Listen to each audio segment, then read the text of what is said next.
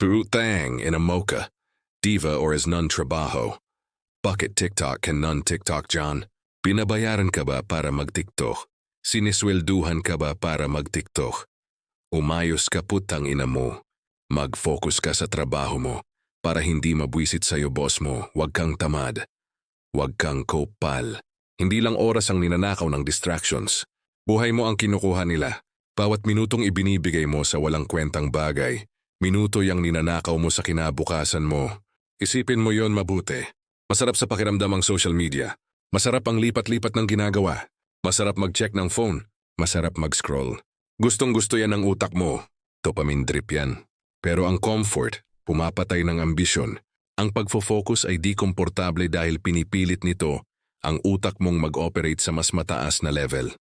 Binabago mo literal ang utak mo para maging mas malakas, mas matatag, mas disiplinado. Ang sikreto ng walang distraction mode. Pinapanood ka ng future self mo. Isipin ang version mo 1 taon mula ngayon.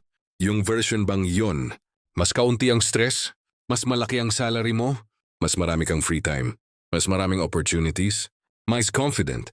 Ngayon isipin mo to. Hindi siya magiging totoo kung hindi ka magtatrabaho ngayon. Pinapanood ka ng future self mo sa bawat desisyon.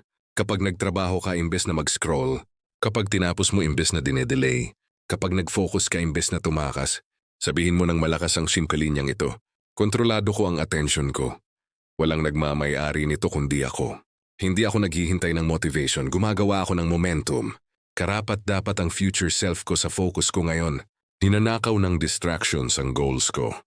At hindi ko sila papayagan. Ngayon ako magsisimula, hindi mamaya, ngayon.